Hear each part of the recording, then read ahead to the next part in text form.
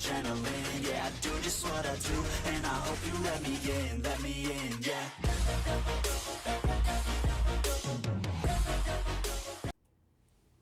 Turma, seja bem-vindo a mais um podcast. Se você não é inscrito no canal, se inscreva em nossas redes sociais, TikTok, Spotify e muito mais. E se você ainda não adquiriu o livro De Baixo para Cima, onde eu relato uma breve e pequena história sobre a minha vida, superação, motivação, está nesse livro. Você vai encontrar na Amazon, descrição do vídeo.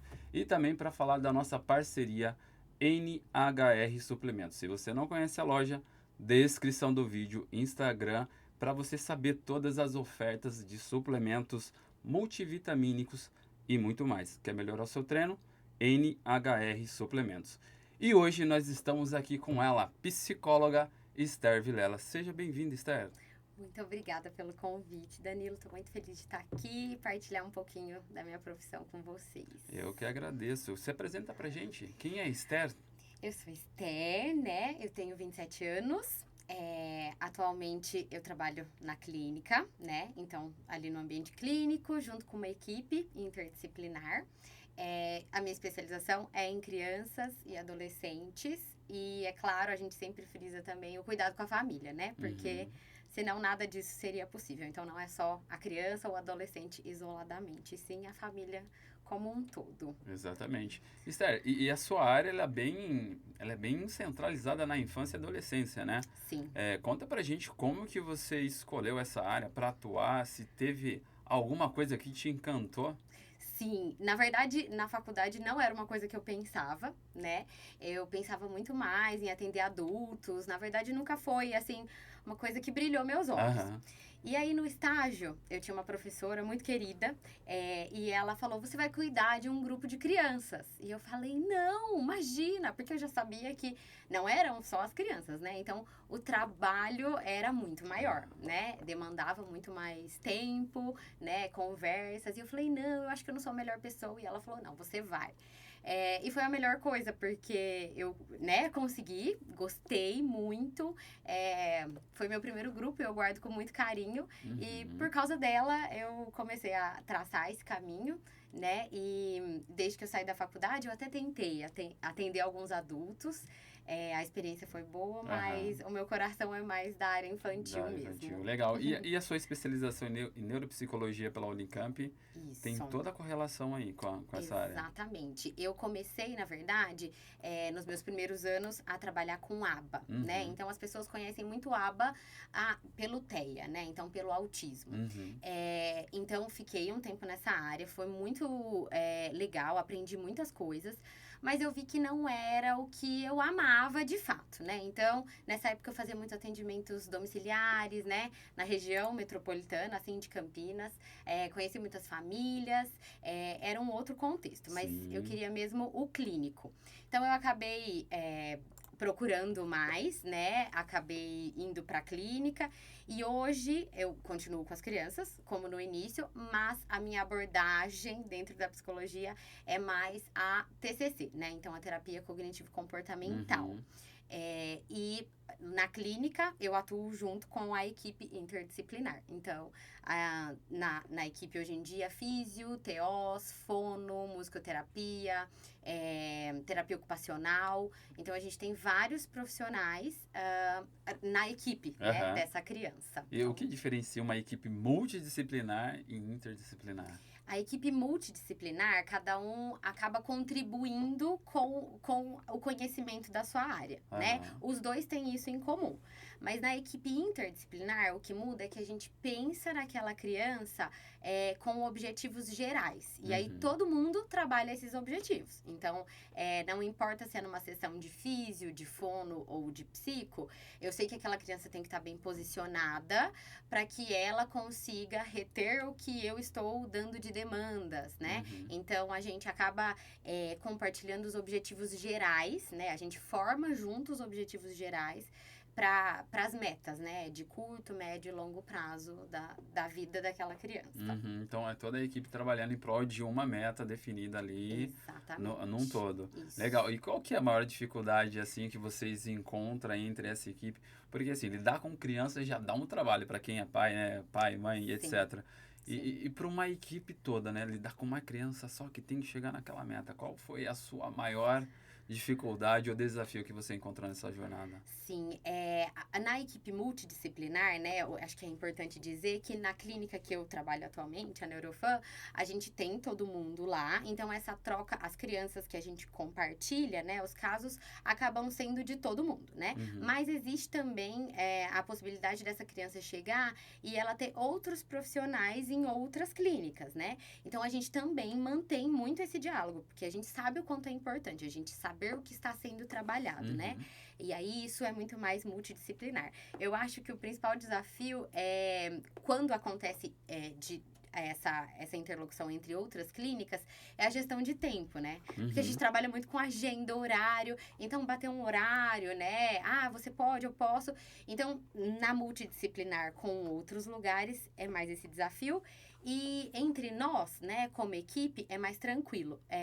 Mas eu acho que todo mundo chegar, assim, né, quando a gente fala do objetivo da criança, todo mundo contribuir de uma forma efetiva, né? Uhum. Não que isso seja difícil, mas é trabalhoso. Então, Sim. é um desafio a gente casar todas as ideias, né, em prol de um objetivo geral e específico, né? Geralmente essa equipe está formada aí por quantos profissionais?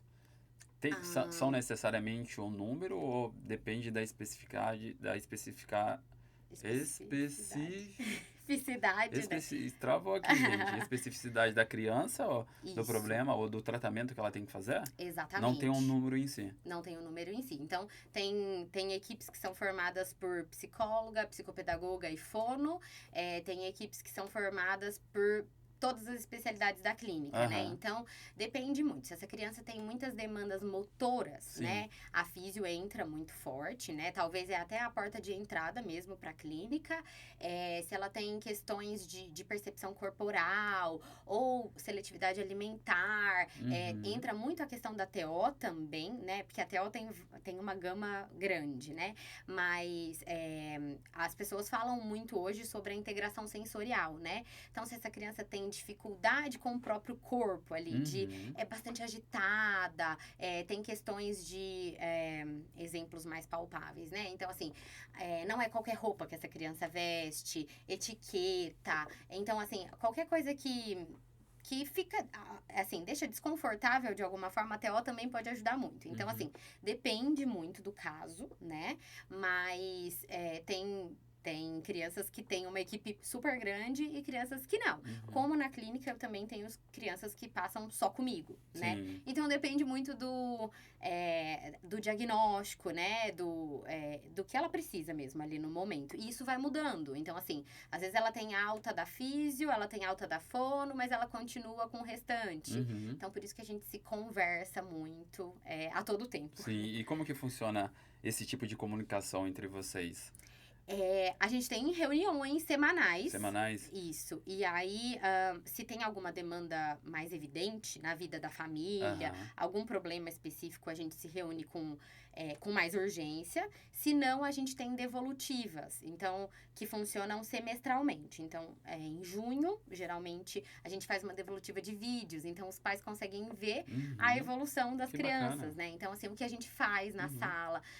Apesar deles saberem, porque a gente sempre faz o feedback da sessão, ver é diferente, né? Exato. Então, a gente coloca os vídeos, as metas que a gente estava trabalhando, o que a gente trabalha com aquele brinquedo, com aquela brincadeira em prol de uma meta em casa, por exemplo. Uhum. Então, ficar mais sentado adequadamente enquanto come manuseando a colher, por Aham. exemplo. Então, a gente faz isso na brincadeira antes, né? E para depois ter uma função mesmo na vida dessa criança. Que legal, que bacana. Então, Sim. é como se fosse um desempenho ali, né?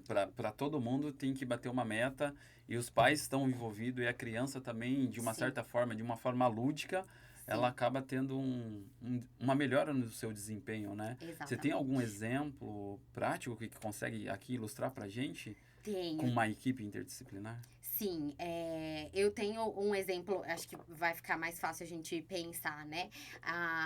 Nessa questão da equipe interdisciplinar, eu tinha um paciente que ele tá de alta hoje, então eu fico super feliz. A gente sofre um pouco com a alta, né? Uhum. Porque Vai se apegando, né? Vai criando um vínculo. muito, muito, muito. O vínculo com a criança, com a família, então a gente passa um tempo, né? Então, esse paciente, ele tinha comportamentos inadequados, né, com as outras pessoas quando ele era contrariado, né? Então, ele tem um diagnóstico, ele era acompanhado pela físio, pela fono, pela TO, pela psicopedagoga, então ele passa, né, por várias especialidades ainda. Mas quando eu tava no caso, eu auxiliava muito no manejo de comportamento dele na sessão de físio. Então, eu fazia a sessão com a físio. E ele tinha que fazer esteira. Ele não gostava de fazer esteira. E aí, a gente usava de tudo. Então, vamos colocar o Mickey, porque ele ama o Mickey. Então, na psicologia, a gente usa muitos reforçadores, né? Que é uma coisa que a criança goste e que faça sentido pra ela. Porque lá na clínica é tudo muito lúdico, as paredes são super bonitinhas, tem desenho, tem lugar pra eles colorirem, porque a gente acredita que a criança tem que querer estar ali. Senão não faz sentido ela estar obrigada, porque a gente sabe que já é difícil, né? Elas estão ali trabalhando uma coisa que elas não escolheram ter que trabalhar, né? Então, enquanto os amigos, por exemplo, estão na escola, fazendo outras coisas, né? Fora ali do horário escolar, elas estão na terapia, né? Então, a gente acredita nisso, que ela precisa querer estar ali. Então, por mais difícil que é a esteira para ele, a gente colocava a música e o Mickey. Então, a gente ia fazendo um rodízio de brinquedos, brincadeiras para ele querer estar ali. O comportamento que ele tinha, ele chutava a esteira, ficava bravo, sentava. E é perigoso, né? Porque a esteira estava ligada. Então, a gente tinha que ter um manejo para ele não fazer isso.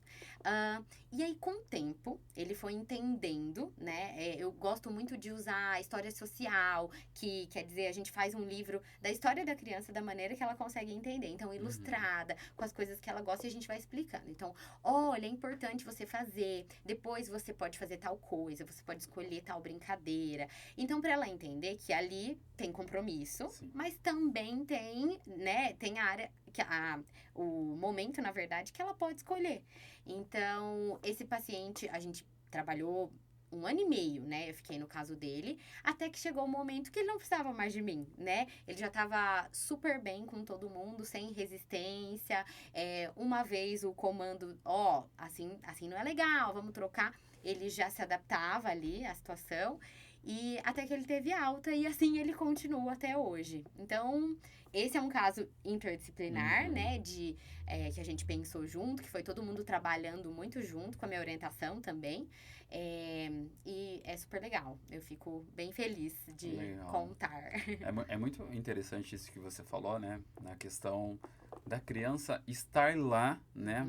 Você fazer todo um ambiente para ela gostar, de se sentir confortável ali também. Sim. E muitos pais têm dificuldade para levar a criança até a clínica, né? Sim. Qual conselho ou que ajuda você pode dar para os pais que estão nos assistindo para conseguir, né, talvez colocar na cabeça da criança que ela precisa ir até a clínica ou que ela precisa estar lá, que ela vai ter um tratamento excepcional, porque é muito difícil as crianças hoje em dia, né, de aceitar que precisa de uma ajuda ou até mesmo de enxergar de uma forma positiva, né, por não virar motivos de bullying na escola, porque você está indo na clínica, você está passando com o psicólogo, porque gera toda uma questão por detrás, né? Que estratégia você pode nos auxiliar aí para quem é pai e mãe?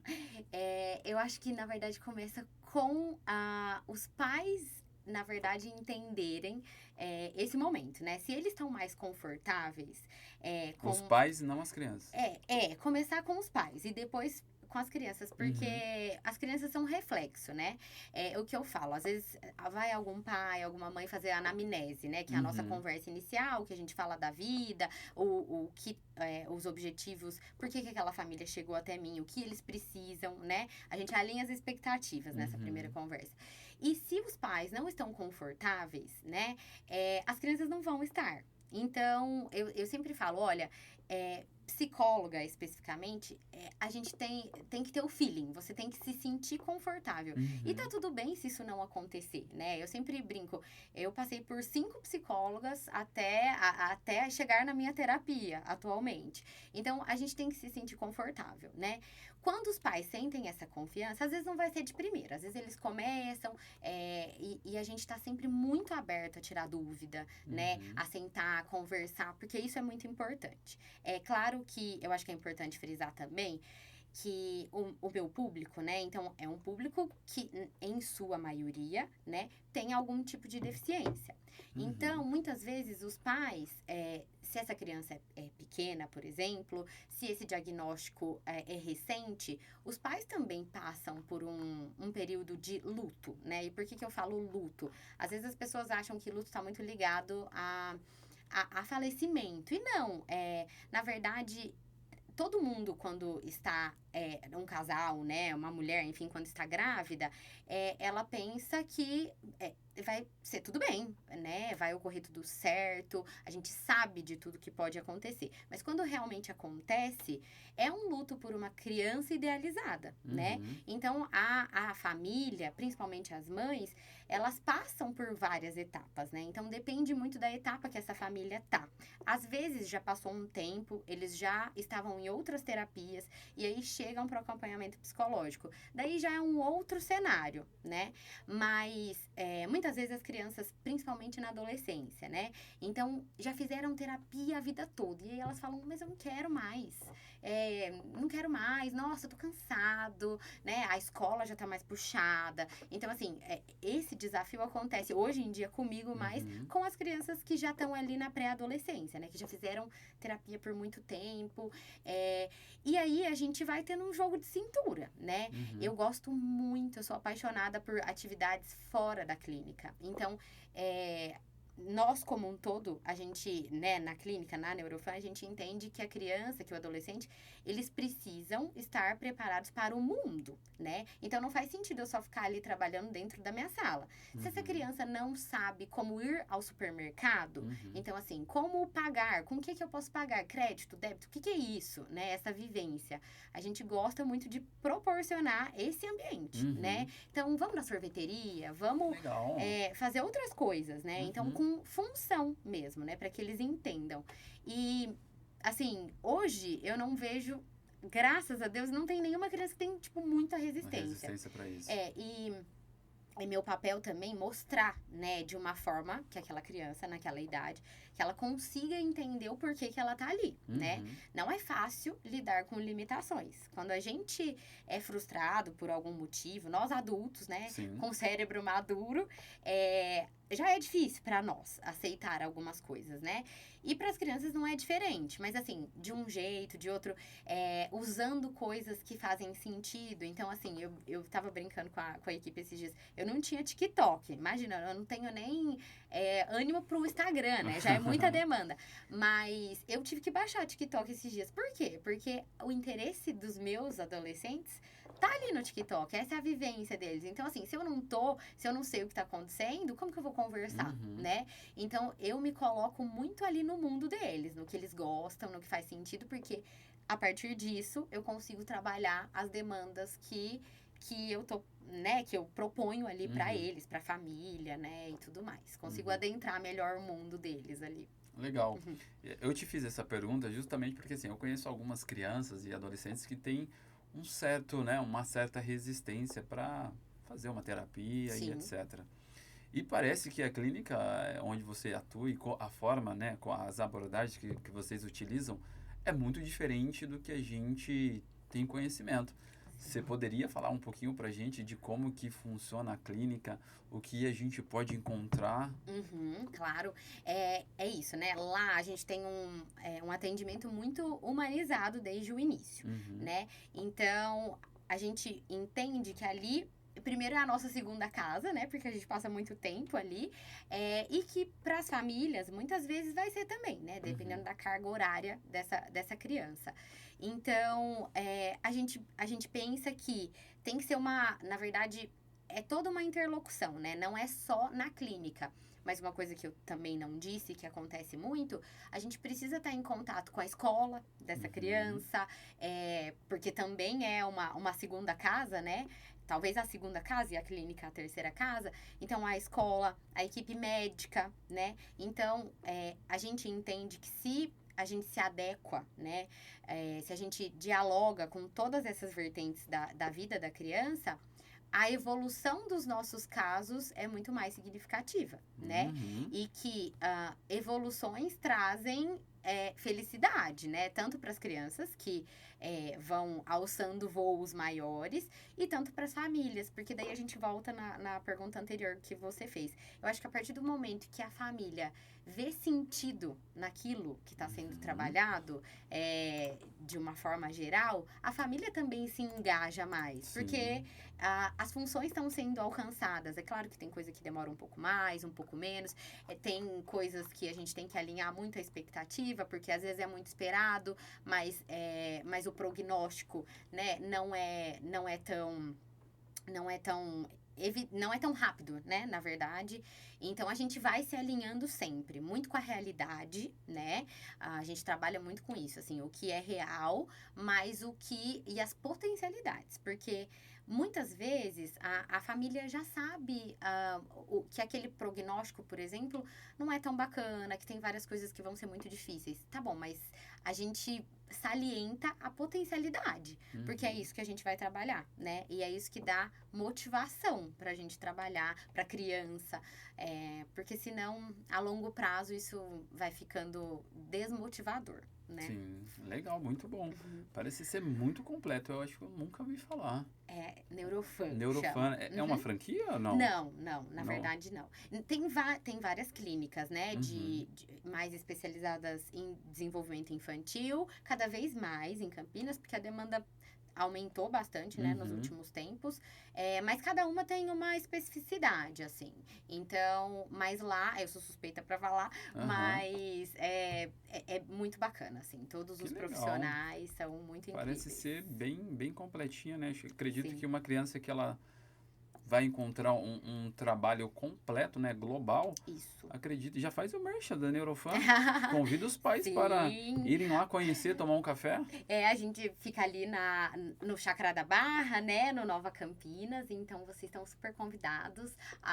Né, as meninas lá na recepção, elas têm uma questão do acolhimento, então quem quiser conhecer, né, tanto pelo WhatsApp, elas mandam informações e tudo mais, mas a gente também tem esse agendamento dos acolhimentos para as pessoas conhecerem de fato, né? Ver se aquilo faz sentido, né? Se entra na prioridade, né? Daquela família nesse momento, qual especialidade. Então, vocês serão super bem-vindos. Muito bom. Fala muito bem, viu, doutora? Tá de parabéns. Agora vamos falar de você, Esther. Quais são os casos que você mais está atuando lá na clínica? As minhas crianças cresceram. Eu brinco que eu tô me readequando, assim, porque a demanda pré-adolescente está muito em alta, por isso que eu até falei do TikTok. Atualmente, eu tenho muitas, as minhas crianças com a equipe interdisciplinar, então a maioria tem algum tipo de deficiência, né? E aí, sobre as deficiências, né? O que atualmente eu tenho é a paralisia cerebral, então crianças que têm, né? Paralisia cerebral, T21, né? A gente usa o T21 hoje para se referir à síndrome de Down, né? Que é a nomenclatura mais usada. Alteia, né? Então, o transtorno do espectro autista. E TDAH, bastante também, tenho algumas crianças. Mas um público que eu gosto muito e que eu descobri na Neurofan, eu não tinha tido a experiência, assim, de trabalhar, são os irmãos. Então, assim, a gente tem alguns gêmeos lá, né? E não só gêmeos, mas irmãos no geral, assim. Então, existe uma criança que chegou lá, então, que está acompanhada pela equipe interdisciplinar. Mas o irmão ou a irmã tem muitas demandas também, né? Muito mais psicológicas, muitas vezes, né? Então, eles vão crescendo, né? Muita coisa vai ficando evidente. Então, assim, eu tenho um irmão que tem uma deficiência. Como lidar com isso? Porque aquele irmão, muitas vezes, demanda muito tempo escopo dos pais. Então, Uhum. médicos, terapias, desde sempre, né? Então, aquela criança vai se colocando, tá, mas e eu? E aí? Quem eu sou dentro dessa família, né? E eu tenho muitos irmãos hoje em Sim. dia, né? E eu adoro essa demanda, assim. É bem específico, mas é bem legal. E além disso, né? Então, falando um pouquinho... A gente também tem síndromes raras. Então, tem Uhum. algumas crianças que têm síndromes mais raras. Mas... E como eu comecei a falar, né? Dos adolescentes, que é o público que acho que tá em crescente aí. Uhum. E eu adoro. Eles são divertidos, é diferente, é um atendimento diferente. A dinâmica Uhum. com os pais é diferente também. Então, e aí, falando de um caso, assim, específico, né? Eu tive uma paciente, atualmente, que foi muito legal. Ela teve um diagnóstico tardio, né, de TEA. Então, com as meninas, isso é bem comum, né? Tem uma nomenclatura que chama masking, que elas mascaram alguns sintomas que para os meninos durante a primeira, segunda infância é mais evidente. E aí, muitas vezes, a gente encontra, né? Na verdade, ela é direcionada para algum tipo de avaliação. E descobrimos o TEA dela a partir de alguns testes de rastreio que eu fiz, encaminhei Uhum. para neuropsicóloga e ela teve esse diagnóstico tardio. Você Mas consegue falar pra gente alguns dos sintomas? do TEA, por Isso. exemplo, é um espectro, né? Então, é muito abrangente. Uhum. Mas, desde bem pequenininho, tem algumas questões com o contato visual, né? Às vezes, é uma criança que tem algumas aversões a algumas texturas, né? A seletividade alimentar, no brincar, algumas das coisas que a gente pode notar, enfileirar alguns brinquedos, não gostar que o outro brinque junto, né? Então, é aquela criança que às vezes você chama, ela não responde de primeira, né? Uhum. O atraso na fala também é bem característico. E é uma criança que parece que ela se basta, assim. Então, ela não busca muito a interação com o outro, né? São algumas evidências, mas como eu falei, é um espectro. Então, Uhum. pode ser que tenha todos esses fatores que eu mencionei, e Sim. pode ser que tenha dois, e ao longo do tempo isso vai mudando. Então, é bem específico, assim. Uhum. Bem E específico. vocês conseguem fazer esse tipo de observação para Sim, sim. E, na verdade, acho que é até importante frisar, eu acho que no site do Ministério da Saúde mesmo tem uma cartilha dos marcos do desenvolvimento infantil, né? Esse é o que me veio à cabeça, mas quando a gente coloca no Google, tem muitos materiais sobre isso. E é bem importante, assim, né, para os pais. Então, se notar, né, alguma coisa, né? Eu acho que isso não tá tão esperado em relação ao filho do amigo, por exemplo, talvez ao irmão. Então tem alguma coisa que parece que não tá dentro do esperado para aquela idade, né? Uhum. Então eu sempre falo sobre os marcos porque é muito importante e eles norteiam bastante o crescimento, assim, o Uhum. desenvolvimento, né? Então é algo a se consultar. E é claro, né, não anula o fato de também consultar algum especialista, né, sobre Uhum. isso, e o pediatra, né, de confiança e tudo mais. Legal. E como que isso acaba afetando os cuidadores de uma certa forma na saúde mental? Porque a criança já tem uma demanda e quando ela vem, né, com uma deficiência a mais, ela Sim. precisa de uma atenção, ela precisa de um cuidado especial no seu desenvolvimento, na escola e tudo Sim. mais. E no tempo, né, Danilo? No Exato. tempo daquela família, né? Então, assim, é muito difícil equilibrar os pratinhos, né, Uhum. da vida, assim. O que eu posso te dar de exemplo, assim, na clínica, muitas vezes não é uma via de regra, né? Mas a mãe acaba parando por um tempo, né? De trabalhar, por exemplo, para atender ali as demandas, né? Então, assim, Se é uma criança que precisa de uma carga horária muito grande, de 4 vezes na semana na clínica, né? Depende muito do trabalho daquela família. Mas, como você perguntou, né? Como isso pode afetar? De várias maneiras, porque é uma readequação. Na verdade, toda criança é uma readequação, né? Independente da deficiência, né? Sim. Mas essa carga horária um pouco maior na clínica, se a mãe trabalha de casa, por exemplo, lá na clínica a gente tem um ambiente, um coworking dos pais, exatamente pensando nisso. Então, assim, eles levam a criança para terapia, mas eles também podem trabalhar de lá, né? Eu acho que isso contribui com a pergunta que você me fez sobre, né, como ser mais reforçador também. Porque se você consegue unir duas demandas, a chance de você colocar aquilo na sua rotina é maior, né? Mas, atualmente, o que eu vejo principalmente no que diz respeito ao físico, né? Então, a agenda já é lotada. Então, muitas vezes, os pais precisam priorizar. E o que eles vão priorizar? A vida do filho, né? Mas não anula o fato deles também, né, terem um tempinho para eles. A gente pensa em tudo isso, né? A gente traz tudo isso.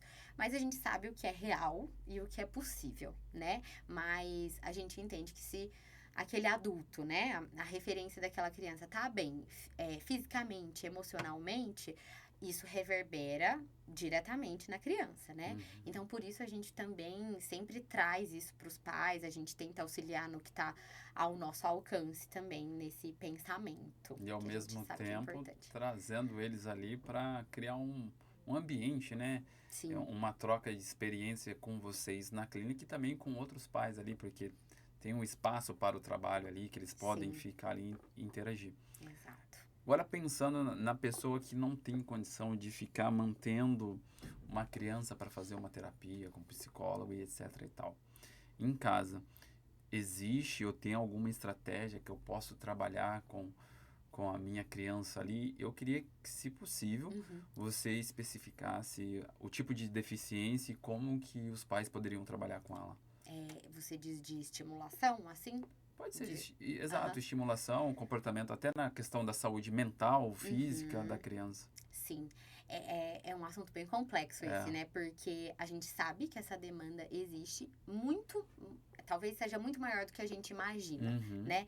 Eu acho que é importante a gente dizer também, né, que tudo isso que eu tô falando, a gente tá falando de um público específico, né?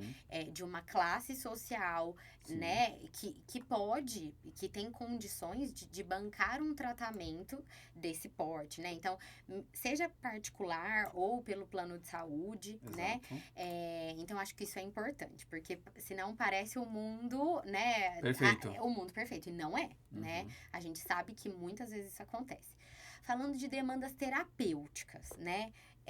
É muito diferente, assim, a gente fala que a gente trabalha brincando, né? É muito isso que acontece, só que o nosso olhar perante a brincadeira é muito criterioso. Então, ali, em um jogo de Uno, por exemplo, a gente está trabalhando diversas coisas. Então, a gente está trabalhando reconhecimento de números, pareamento de cores, como essa criança manuseia as cartas, se ela precisa de muito auxílio, se não, né? Assim, tem inúmeras coisas trabalhando em um Uno que é simples, por exemplo, né? Numa brincadeira lúdica de casinha, né? De montar alguma coisa e pensar, né? Então, isso aqui vai ser uma fazenda. Ou pegar um papelão e fazer daquilo, né, algo mais imaginário. A gente também trabalha muitas coisas. Isso são exemplos de coisas que dá para ser trabalhado em casa, né? E ótimo se for, né? Eu falo para os pais, às vezes, eu falo assim, faz um rodízio de brinquedo. Então, pega brinquedos que a sua criança já tem, esconde por um tempo, depois volta, fica parecendo que é novo. E a criança fica super feliz. Nossa, nem lembrava que tinha isso. Porque, às vezes, a criança tem tantos brinquedos que ela se perde ali, né? No que ela já tem. Mas voltando um pouco para sua pergunta, tudo que a gente trabalha na clínica de recurso, né? Tô falando mais na minha área ali da psicologia, de jogo, de recursos terapêuticos, dá para ser trabalhado em casa. Mas o olhar e o meu objetivo dentro daquela proposta não é uma coisa que dá para os pais fazerem em casa, sabe? Uhum. Dá para eles fazerem. Isso vai estimular a criança a pensar, a raciocinar. Mas terapeuticamente não existe assim uma receita de, ai, também dá certo, sabe? Uhum. Porque o olhar é diferente, É sabe? diferente. Então, E você consegue dizer pra gente como que isso pode fortalecer ainda mais vamos falar um pouco do brincar simbólico, né? Então, você pediu um exemplo até de uma condição. Vamos pensar no TEA, por exemplo, no transtorno do espectro autista, né? Essa criança, ela tem dificuldade de trazer pro... ela precisa do concreto, né? Ela Uhum. precisa de ver para falar sobre alguma coisa, né? Então, ela não consegue muito brincadeira simbólica. É aquela criança que você fala assim, você tem uma boneca, e aí você fala assim, fulana, qual vai ser o nome dessa boneca? E aí ela vai falar o nome dela, o nome da mãe ou o nome da irmã. Porque é o que ela tem ali de concreto e mais perto, né? Uma criança que tem mais facilidade, ela vai inventar um nome e ela vai entrar nessa brincadeira. Então, se a sua criança tem uma rigidez, né? A gente fala uma rigidez comportamental frente a brincadeiras, então ela quer sempre brincar da mesma coisa. Vai colocando aos pouquinhos, né? Tá bom, mas essa é a minha boneca, né? E eu quero colocar hoje o nome dela de Lili. Uhum. E aí amanhã ela pode chamar Manu, né? Então, assim, e você vai dando um modelo para a criança de que tá tudo bem flexibilizar, sabe?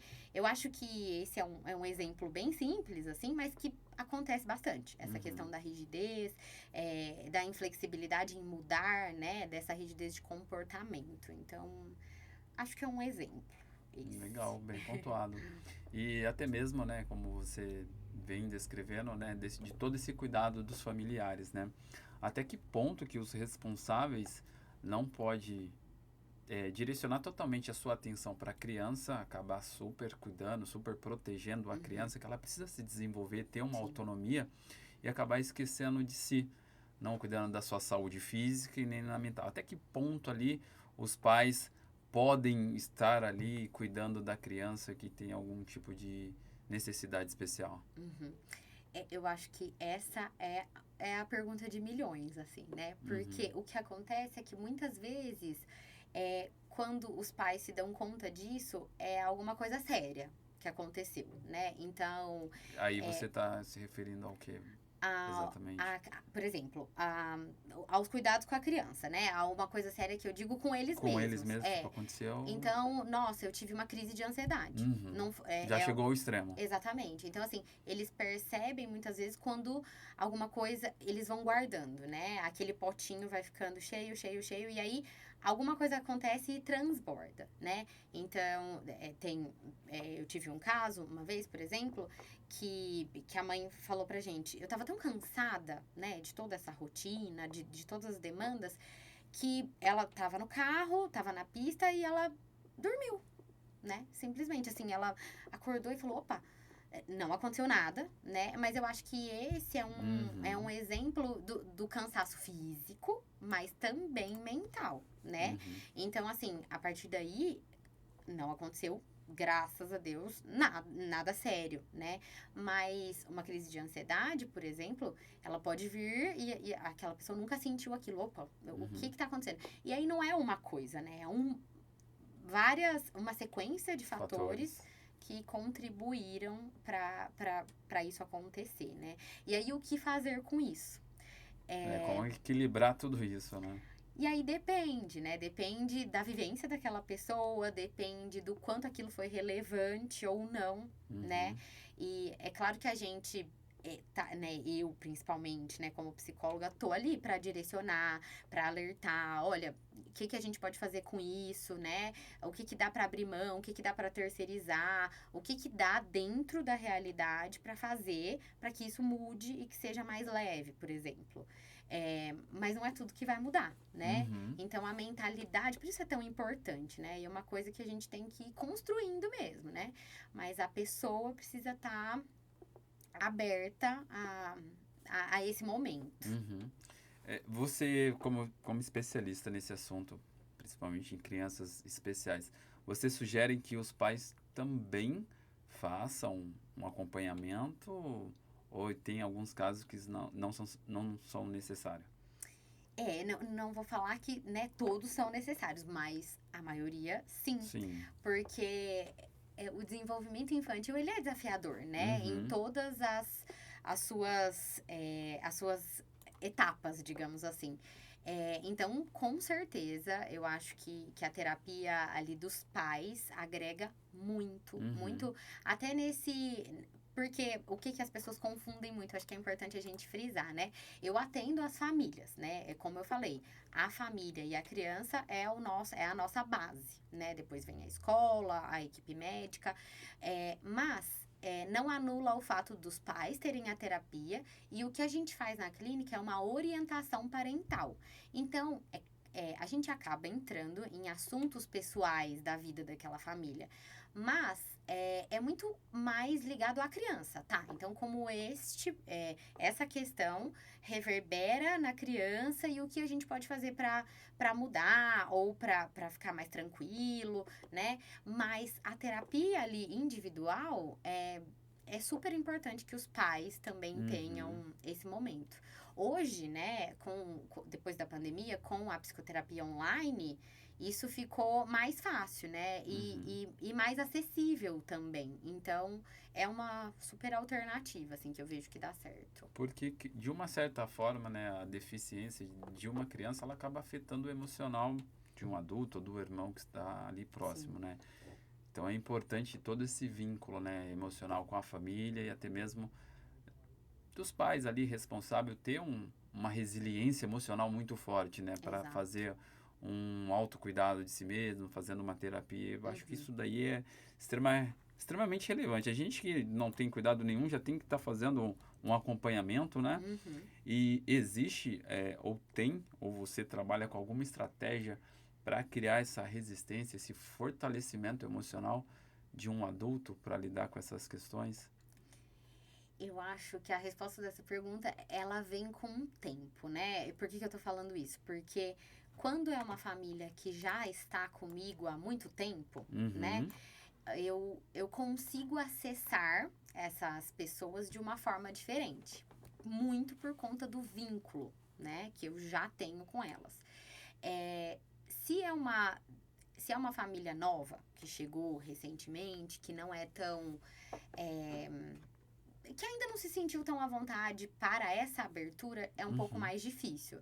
Então, não consigo pensar em uma estratégia eficaz para esse recorte, né? Mas se é uma família que já está há muito tempo, a gente acaba tendo mais liberdade em pontuar, né, algumas coisas, em alertar para outras coisas, em ofertar colo mesmo, sim, acolhimento, né? Se é uma situação específica mais delicada. É, e eu acho que o principal de tudo é o entender, né? Porque eu, apesar de psicóloga infantil, eu não sou mãe. Então, uhum, eu não posso falar, eu te entendo. Porque esse não é meu lugar de fala, né? Então, eu sim, sempre falo para as mães: olha, eu imagino que isso seja bem difícil, uhum, né? Eu me coloco muito ali no seu pensamento, mas no seu lugar não dá, né? Porque eu não tenho esse lugar de fala. E isso é muito importante para elas, né? Porque eu acho que atualmente, assim, principalmente a maternidade é uma coisa que é muito julgada. Todo mundo dá muita uhum. opinião e tem O muitas. achismo, né? Exatamente. Tem.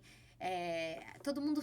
É uma coisa que todo mundo quer falar. Uhum. Mas esse lugar Essa mesmo. propriedade para debater não tem. Exatamente. Então eu acho que isso é bem importante também, elas se sentirem escutadas dessa forma, sabe? Uhum. E eu vou te extrair o máximo que eu conseguir aqui. Teria alguma estratégia? Porque assim, a gente está falando da criança com os familiares, com a psicoterapia ali com vocês, na Uhum. clínica, todo o tratamento interdisciplinar. É, qual estratégia ou como tem um preparo por detrás para essa criança estar inserida na sociedade? Porque tem muitas pessoas que não vai entender ela Uhum. num todo, ou talvez não vai entender a deficiência dela e tudo mais. Só que antes de você responder pra gente, Quero falar do livro mais uma vez, de baixo para cima. Se você não adquiriu esse exemplar, corra lá na Amazon. Você vai folhear 10 páginas para você entender e compreender um pouquinho da história desse autor aqui que está por detrás dessa câmera. Só que esse daqui, ó, é um presentaço para ela, para Esther Vilela. Muito Esse obrigada. é seu. E também Olha. queremos falar sobre a NHR Suplementos. Gente, passei lá, peguei o meu kitzinho, olha só, tem multivitamínicos, magnésio, zinco, ó, já peguei um magnésio aqui que eu tô precisando muito, hein? E também peguei o meu whey. Se você tem cartão refeição, alimentação, vai para NHR Suplementos, que eu tenho certeza que você vai encontrar a informação certa e suplemento de qualidade. NHR Suplemento. Melhora sua performance durante os seus treinos, hein? Vamos lá, doutora, voltando para a nossa questão, né, do preparo dessa criança para a sociedade. Qual estratégia você utiliza aí? Porque, querendo ou não, vai encontrar pessoas diferentes, né? Situações e momentos diferentes, olhares diferentes da sociedade ali. Sim. Danilo, isso tem muito a ver com o que eu estava te falando, do quanto a gente gosta de levar essas crianças para contextos sociais, né? Uhum.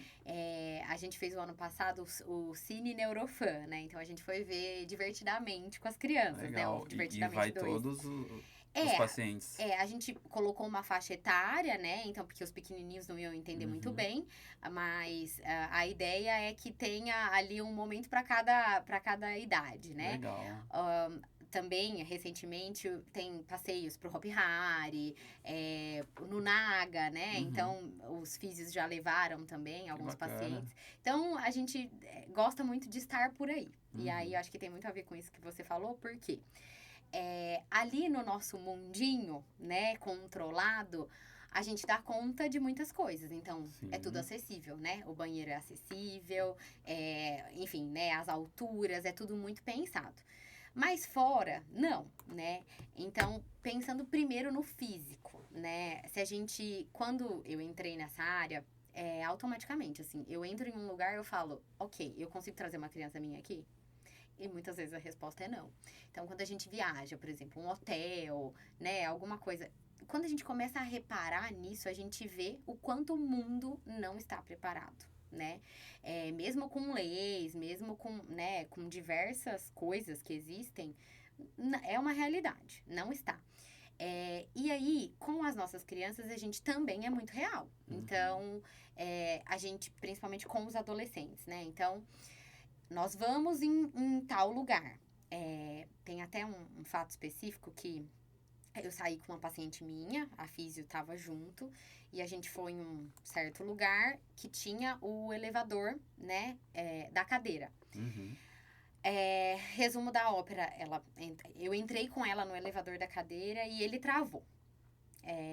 Por quê? Falta de manutenção, né? Então, às vezes, até tem o recurso no lugar, mas a manutenção não está em dia, enfim, inúmeras coisas.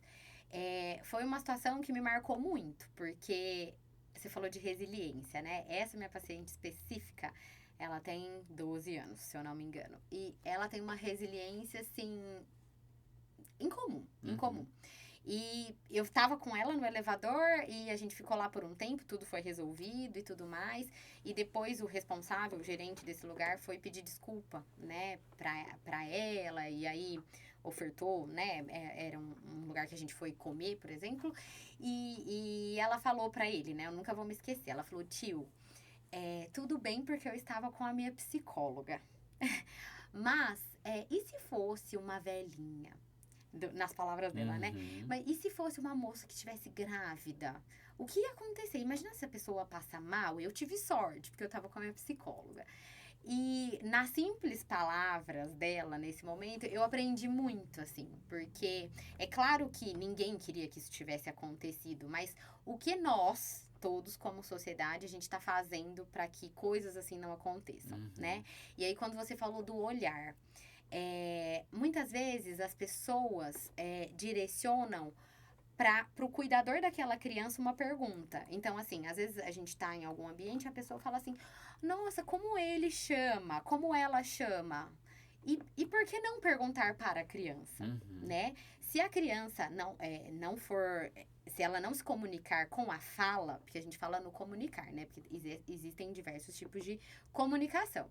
É claro que aquela pessoa que está por perto vai auxiliar ali de alguma forma. Mas a gente precisa começar a direcionar para eles, né? Então, e não perguntar o nome para uma pessoa que está do lado. Então, eu acho que são várias questões, principalmente a acessibilidade física, mas a gente começa a olhar de uma forma diferente, assim. Então, como a gente pode inserir, quantos programas existem, né? Não tô falando que não existem, mas quantos programas de esporte, por exemplo, ou de alguma outra coisa são adaptados, né, para receber esse público, né? Então, quando a gente tá nesse meio, assim, né, se a gente entrar, é um assunto diverso. Mas mesmo as escolas, hoje em dia, a gente encontra muitas barreiras, tanto em escolas do município, particulares, estaduais. Então, assim, a gente começa na base, sabe? Nessas coisas básicas. Imagina as mais complexas, né? Então, é um assunto que eu acho que daria outro podcast. Exato. Assim. E é legal ver, né, essa situação, né, como a sua paciente falou, olha, eu tô com a minha psicóloga, né, imagina se fosse uma velhinha. Eu acredito que eles estão muito mais preparados para lidar com a gente em sociedade do que, né, num todo a gente para lidar com, se preparar, né, tanto no espaço físico, também na questão intelectual, de você entender e compreender, né. E como os seus meninos, crianças já estão adolescentes, qual que é a maior dificuldade que você encontra nos adolescentes hoje que você atende? Porque, olha, os adolescentes de hoje em dia tá complexo. Tá como se fosse uma máquina. Eu acho que a adolescência é um período complexo desde que o mundo é mundo, né? São muitas descobertas, são muitos hormônios. É uma mistura, né? Muita coisa muda, né? Mas eu acho que, atualmente, o principal desafio, assim, é claro que de caso a caso, né? Essa minha paciente, por exemplo, que eu contei do elevador, ela, como eu falei, ela é muito resiliente, ela gosta muito de falar, ela não tem vergonha, ela é super extrovertida, assim. Então, ela acaba absorvendo muito conhecimento, porque ela conversa muito, ela pergunta muito, ela tem muitas terapias também. Então, ela dissemina bastante o conhecimento que ela tem. Então, ela fala, eu tenho paralisia cerebral, ela conta a história dela com muita propriedade e tudo mais. Mas esse é um caso, né, à parte. Eu acho que o maior desafio, principalmente dos adolescentes, é se reconhecer enquanto adolescente com deficiência. Por quê? Na infância, na primeira, na segunda infância, isso ainda é muito mediado pelos pais, né? Na adolescência, eles já começam a estar mais entendidos sobre o mundo, sobre as dificuldades, sobre os julgamentos. E na adolescência a gente procura os bandos, né? Os adolescentes andam em bandos, né? Se você vê no shopping, por exemplo, eles estão com roupas parecidas e eles andam, né, conversando e tudo mais. As crianças que têm algum tipo de limitação, elas também têm essa limitação de com quem eu vou me conectar. Porque a gente vai muito do que a gente conhece e do que a gente quer ser, né? Então, eu sempre, o que eu tento levar para elas, referências, né? Referência de jovens adultos, de adultos que também têm uma condição parecida, né? Que tem o mesmo diagnóstico, que tem um diagnóstico parecido, para que elas olhem para o futuro, né? E se identifiquem. Porque quantas vezes a gente, nossa, gosto muito de tal atriz, de tal blogueira, me inspiro. Então, muitas vezes elas não têm esse tipo de inspiração, ou não é do conhecimento delas, né? Então, assim, eu fui em um congresso de paralisia cerebral em São Paulo, no Einstein, o ano passado, e aí teve um palestrante, ele chama Samuel Bertolini. Ele também tem paralisia cerebral e ele também é atleta. E a história dele é incrível, incrível, incrível, assim, de muita superação, sabe, do que os pais tiveram que fazer para ele ter acesso às terapias e tudo mais, e hoje ele dá palestras. Então, assim, esse é um exemplo que eu uso com as crianças, né? Uhum. E claro, isso como inspiração, mas a gente também tem estratégias para o dia a dia, né? Então, o Samuel mesmo, ele teve uma fala que me marcou muito dele. Ele falou assim: às vezes eu achava, eu colocava muito a questão na minha deficiência, mas na verdade eu entendi que eu era chato. Eu era chato. E Uhum. aí ele teve que olhar para no processo de autoconhecimento e Sim. falar: tá, o que eu tô errando também, né? Como pessoa ali. E esse é um exemplo que eu levo muito e levo para as crianças. Tá, você também tá sendo, como você tá sendo pros seus colegas, né? Uhum. Você quer pertencer, todo mundo quer que você pertença. Mas como a gente tá fazendo isso? E aí a gente trabalha estratégias mais palpáveis, assim, caso a caso, né? Uhum. E os adolescentes entendem de boa, tranquilo, como que é? Porque para aceitar um adulto falando, eu vejo que muitos adolescentes, né? Você vai dar um conselho, você vai conversar, eles não querem, eles já sabem do mundo, já conhecem, já passou por todas as zonas. E que estratégia você utiliza ali com eles para eles absorver o que você está passando de atendimento, de posso dizer, uma Sugestão, sugestão, de enfim, estratégia. estratégia Aham. até mesmo. Porque eles É, são difíceis. Eu falo isso porque eu sou pai de adolescente. Então é complicado, viu? sim, sim. Eu vou te falar, fácil, não, Não é. não. É claro que tem casos que são mais abertos e casos que não. Mas eu acho que vai muito de quanto eles sentem que a gente tá assim, entrando no mundo deles, né? E dispostos a fazer isso. Então, vou te dar um exemplo que eu acho que vai ficar bem palpável também. Eu tenho um adolescente. A minha sala tem cadeira, né? Mesa, cadeira e tudo mais. E ele não se sentia confortável assim. Então, em uma sessão eu falei, vamos mudar aqui. Coloquei puff no chão, sentei no chão. Daí, às vezes tem alguma coisa, assim, faço um cafezinho com eles na sala. Então, a gente vai falando de outras coisas, a gente escuta música. Então, assim, eu sou muito disposta a Uhum. entrar no mundo deles. E quando eles entendem que esse movimento está acontecendo, eles também se abrem. Então, talvez não vai ser de primeira. A resistência vem, a irritação também. Nossa, mas você tá falando isso porque você não tá na minha escola, né? Você não tá na minha casa. E eu falo, realmente, eu não tô? Mas assim, tentar nunca é demais, né? Sim. Então, assim, a gente vai colocando, não como uma imposição. Eu sempre falo isso pros pais. Eu quero que eles queiram estar aqui. Então, eu não vou educar. Né? Não é o meu papel educar. Uhum. E sim pensar junto, né? Achar estratégias para que isso em casa, depois, essa questão da educação fique um pouco mais leve, assim. Aham. Mas essas sugestões aí, eles vão aceitando? Dá pra ser Sim, maleável sim. ali, é? Aham. Digamos que sim. É. É claro, como eu falei, né? Às vezes leva mais tempo, Mais tempo. né? Mas esse paciente especificamente que eu falei da configuração da sala, ele não aceitava, acabei de lembrar disso. Ele, no início, foi uma sugestão da equipe que ele começasse psicoterapia, ele não queria, ele não aceitava, ele não gostava. Nas primeiras sessões ele falava, eu não quero estar aqui. Ele falava pra mim. Teve uma sessão que eu acho que a gente ficou a sessão toda um olhando pra cara do outro, assim, Uhum. sabe? Mas aquele momento foi importante. Por quê? Eu falei pros pais, olha, gente, não é o momento. Eu sei que ele tem muitas demandas a serem trabalhadas, mas ele não quer estar aqui. Então, eu não posso obrigar ele a estar aqui, porque quando ele entender que a psicoterapia pode fazer sentido na vida de alguém, ele vai ter uma situação aversiva, ele vai ter uma experiência que não foi legal. Uhum. Então, eu não quero que ele tenha essa experiência. Então, eu chamei ele e falei: olha, não é o momento, você não está de alta, porque a alta é diferente, mas eu entendi que para você não é esse momento. Eu acho que 7 meses depois, ele me procurou. Ele falou: olha, eu posso falar com você? Né, ele estava pela clínica, porque ele também é atendido. Uhum. Aí eu falei: claro. Aí ele falou assim: então, eu queria voltar. E eu falei: claro, a gente vai pensar em um horário e tudo mais. E ele falou: minha mãe falou que eu que tinha que falar. Eu falei: ah, perfeito.